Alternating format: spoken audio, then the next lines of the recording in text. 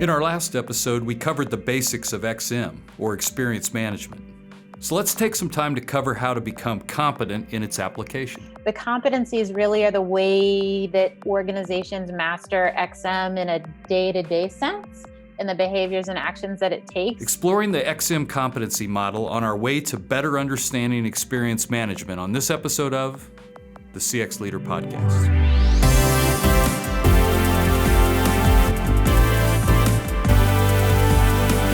The CX Leader Podcast with Steve Walker is a production of Walker, an experience management firm that helps companies accelerate their CX success. Find out more at walkerinfo.com. Hello everyone, I'm Steve Walker, the host of the CX Leader Podcast, and thank you for listening.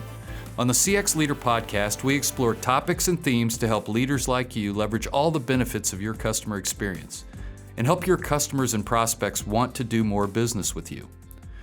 In our last episode, Aimee Lucas from the XM Institute gave us a basic understanding of experience management as a discipline, using X&O data to help improve a company's customer experience through technology, competency, and culture. On this episode, we want to take some time to explore the competencies and skills around experience management, and Aimee Lucas, Senior Principal Analyst from the Qualtrics XM Institute, has joined us again to help us understand these competencies. Aimee, welcome back to the CX Leader Podcast. Great to be here. All right, so in part one of our episode, we got kind of an overview of the framework, and we talked about the three components of competency, technology, and culture. I think your take-home value from that part of the episode was you don't leave any of them out, don't get overweighted on one or the other, and really enjoy the journey and taking the long-haul approach. Is that a fairly good summary of where we left things in part one? I think that is spot on. Good. Well, if you haven't listened to part one, go back and listen to it first. This is like Netflix here. You know, you can't jump in on episode two. You got to go watch episode one first. You know, one of the things you mentioned in part one, but we didn't really have time to dig into is the core competencies. I'll just read them because you mentioned them, but it's lead, realize, activate, enlighten, respond, and disrupt.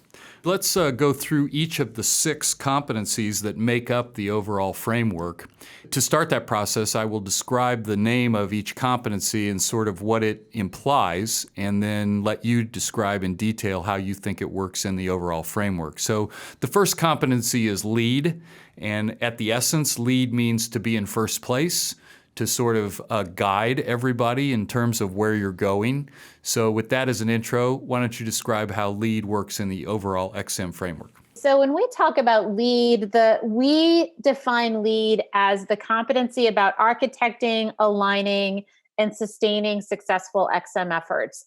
And for any organization that wants to adopt XM, it needs this systematic focus to be maintained over multiple years. We've talked about this as a journey. And so this competency really is about how do we put in place the structures and the direction so that we can drive the changes we need to embrace XM forward. So when we think about what this looks like in action, this is the skills that the organization taps into around defining its XM strategy, putting together its program roadmap, and the governance that it builds around its XM program. So this is the program vision, the mission, the goals, and how it aligns to the priorities of the business. And the why does CX or XM matter to the company, to employees, to the customers. It's the work streams of initiatives that you define, the listening, maybe process improvements, different training or employee interventions, and how we allocate the right resources to those work streams. How do we track the progress of those work streams and make adaptations as we go along? And then it's the makeup of the CX team, the steering committees, and putting in a plan of how we're going to clear obstacles and hold people and teams accountable for XM results. And that's lead in a nutshell. Okay, Aimee, that's great. The second competency is realize, and when we think of the definition of the word realize, it's actually to see something come to fruition, to make something actually happen. Realize, R for ROI, the competency we love or hate as CX professionals, right? But the truth of the matter is, for XM efforts to have a lasting positive impact, they have to align with the overall priorities of the organization. And while it's nice to think we're adopting XM because it's a good thing to do, we really need our XM efforts to deliver value back to the organization. So this competency is really all about how do we track and ensure our XM efforts are achieving some well-defined business objectives. So this starts with, what metrics are we tracking? What are we tracking at a relationship level? What metrics matter at a transactional level? What are the key drivers of those metrics? What are the internal operational metrics that help us understand how experiences are going? And then how do we set goals? How do we monitor progress? How do we model the return on investment? And then ultimately, how do we convert that into the value we're delivering? Whether that's reducing churn, driving account growth or additional purchases, positively impacting renewal rates, whatever our target outcomes might be. So R, realize, ROI. Yeah, and what gets measured does get managed. Exactly. And this is about making sure we manage the right things with the right measurements. And we are asking our organization for resources, and we have to prove that the return on investment is there, correct? 100%. I mean, otherwise, there's a lot of important things organizations want to do. And we've got to make the case that what we are doing with XM is making a difference to the business. Yeah. And this is very consistent with your concept in part one about discipline. 100%. This is kind of where the discipline buck stops, right? Yeah. And I think it's, for CX professionals who are new, this ROI building, thinking about business impact may start just at the project level, right? If we fix this pain point, we can reduce the number of calls about this issue, which can save us money. Boom, right? A nice isolated little ROI model. As programs grow and mature, then we have the opportunity and the data to begin to paint bigger, pictures about the business impact we're having overall. So it's not necessarily only one way to do this, but it's a progressive build to articulating the value of the program. And the third competency is activate. If you look up activate in the dictionary, it says make something active or operative. Activate, if I were to confess, this is where my sort of heart lies. Activate is the people competency, the employee competency, because when we really think about it, XM success requires a lot of people across our organizations to alter how they do their day-to-day jobs, do different approaches to decision making and the like. So because people generally will gravitate towards the status quo, this activate competency is really in place to help overcome that organizational inertia. So this is, how do we make sure that employees have the appropriate skills, the appropriate support, and the motivation to achieve the desired XM results that we're striving for as an organization? So in this competency, the skills we're focused on are communications, internal and external. How are we training and coaching employees and adapting the tools and resources and processes and routines they have to follow? And then how are we integrating XM into other HR processes like performance management, hiring, recruiting, promotions? And then most importantly, because people do what's measured, incented, and celebrated, is how are we celebrating individuals and teams? How are we rewarding and recognizing the desired behaviors that support our XM strategies? And now we know that's Aimee's favorite competency. It is, not just because it starts with A.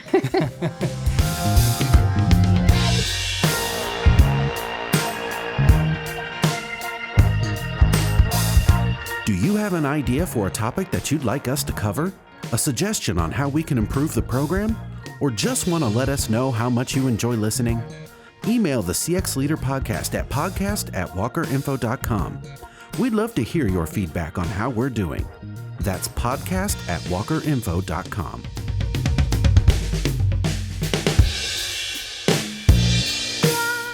Enlighten is a great word. It is the fourth competency, and if you think about enlighten, it's almost a spiritual feeling. It's like giving people knowledge or providing them with insight or a breakthrough.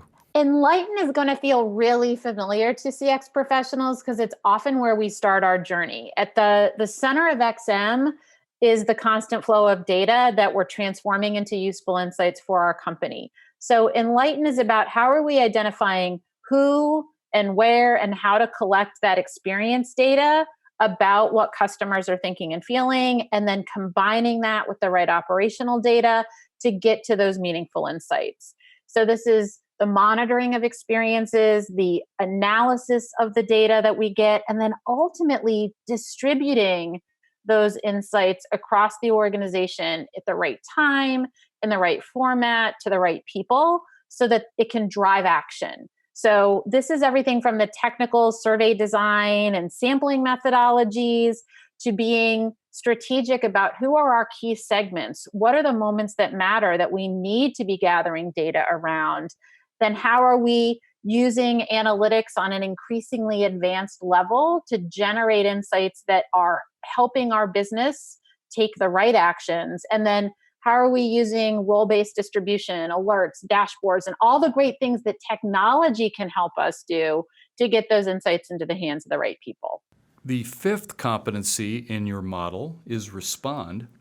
And respond, in a scientific sense, means that people respond or something responds to the stimulus that you've put in front of it. And respond is like the other half of the coin with Enlighten. Respond is really about, if you want the organization to act on what it learns, then we've got to make sure that we do more than just distribute those insights. So respond encompasses the skills of everything from immediately responding, closing the loop with an unhappy customer. It also is, how do we take what we learn collectively, flow that into our continuous improvement processes to address places where internal things need to be fixed. And then ultimately, how are we flowing insights into the strategic decision-making processes of the organization? And then a skill in here that's sometimes underappreciated or that maybe we come into too late is what we call process integration. And that's about integrating insights into those other company processes, like new product development, for example, or innovation, where insights can be really, really critical to those teams making the right choices along their own workflows. Yeah, I really like this one. And it kind of sums up a lot of, I think, what I've seen in my CX career in a very elegant way. You know, we always talked about closing the loop. We always talked about, making sure that, if something came through in a customer feedback, that it could be addressed, especially if it was critical. But you're also taking that further into, like, now how do we take this feedback? Because in some ways, these are exceptions that are popping out. It's like when somebody calls the support center, it's because they can't get the product to work. So building some of that back into the organization it creates a learning organization here. So 100%, right? So at the heart of this respond is, how do we prioritize and drive improvements based on these insights? And that can happen at so many different levels. And even the response itself, that closing the loop, that follow-up, is another experience we're delivering. And so it makes another impression on the customer, but for the employee involved, it is a learning experience. And so how are we getting what they learned from that follow-up and flowing it back into the organization too? Because there's always more to learn in terms of either more detail that we got about the situation, or how did what we suggest or offer resonate. The heart of the definition of XM in general is measure and improve the core experiences of the business. And this respond competency is a big part of activating that improve part of the definition.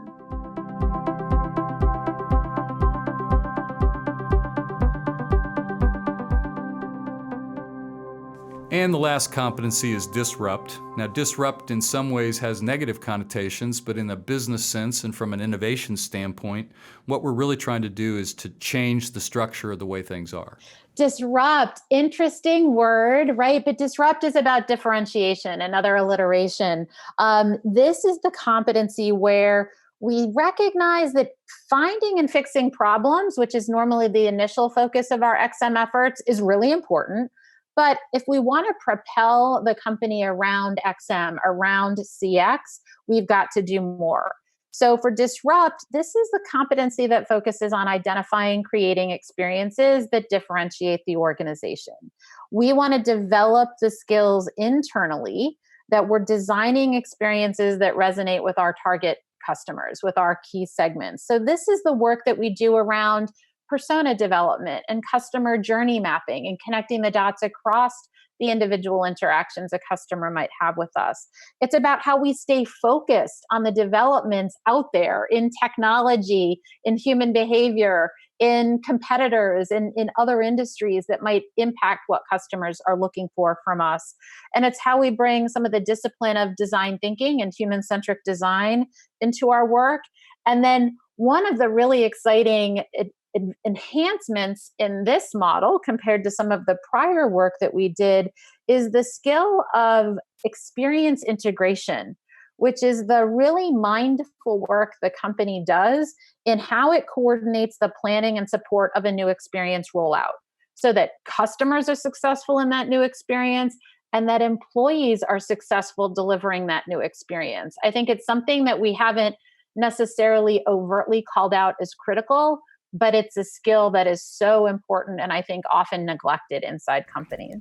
Yeah, this last one, disrupt, we talk about this being the experience economy, and you mentioned early on, Aimee, in your comments under disrupt is differentiation is a word you could also use here, but this really is in disrupting around your experiences, that's how you are going to differentiate in the marketplace, right? Absolutely. And what's really interesting is maybe this competency more than the others forces the organization to think beyond transactional interactions along the journey and really do start to think about the experience collectively. Obviously, we hope companies think about the experience collectively throughout the competencies, but this one really is the one where we put the emphasis on that because at the end of the day, our customers come to us trying to accomplish a goal. And they believe our company will help them in some way, shape, or form along the way through one or many interactions along that journey, and then a whole bunch of other things they've got to do at the same time. And so if we're going to differentiate, we've got to take a step back and really understand who are our customers, what does drive them, and what does that full journey look like? And then how can we bring that understanding in to really create experiences that help them be more successful in the things that matter to them. And there's incredible power through this competency and the collection of these 6 competencies and 20 skills to enable us to do that. All right, this has been part 2 of XM 101. We've been enlightened by Aimee Lucas, the Senior Principal Analyst from the Qualtrics XM Institute. Okay, Aimee, it's time for Take Home Value Part 2. Now that you've reviewed the 6 competencies and some of the skills and some of the interests that go into all that, what is your tip for our CX pros of how they can apply these competencies and skills and improve their programs today? Absolutely. And I think the tip for this one is don't be overwhelmed. No organization, no XM program is born with all of these competencies in place. Part of the journey is mastering these, and it happens over time. You will grow and develop and embody these competencies. You'll get better and better at the actions that you take and in the ways that you demonstrate the skills related to these competencies as you personally gain experience, as your CX team's expertise builds, and as the organization's employees are activated and enabled overall, as the culture gets stronger, and as your technology is fully capitalized on. So don't panic. Embrace the journey and recognize that these come over time, and don't feel like you're already behind the 8 ball if they're not already perfectly in place today. That's great advice, great take-home value. And again, could you share, I know you did in part 1, but just share with the listeners how they can get a copy of the overall framework, because I think it is a great reference source. Every XM Pro should have one of these on the corner of their desk. Absolutely. It's qualtrics.com/XM-Institute. You'll come to our research landing page and look for the report at the top of the page called Operationalizing XM. And it will have all these competencies and more to help you really start to embrace what experience management means and what it can do for your business. Aimee Lucas is the Senior Principal Analyst from the Qualtrics XM Institute. She's been my guest. Aimee, if people want to try to network or connect with you, can they find you on LinkedIn, for example? They will find me on LinkedIn, AIMEE Lucas, Lucas, and you can reach out to me at aimeel@qualtrics.com as well. Thanks, Aimee. Thank you so much for doing a two-parter on the CX Leader podcast. I think you really helped our listeners get up to speed on XM 101. It's been fun, and we appreciate the opportunity to share with you and your listeners as well. If you want to talk about anything you heard on this episode or about how Walker can help your business's customer experience, please feel free to email me at steve.walker@walkerinformation.com or give us a call here in the U.S. at +1 317 843-8890. I'd love to be able to talk with you. And be sure to visit our website, cxleaderpodcast.com, to subscribe to iTunes, Spotify, iHeartRadio, Google Play, and YouTube. You can also find all of our previous episodes, podcast series, and contact information so you can let us know how we're doing. The CX Leader Podcast is a production of Walker. We're an experience management firm that helps companies accelerate their CX success. You can read more about us at walkerinfo.com. Thank you for listening, and we'll see you again next time.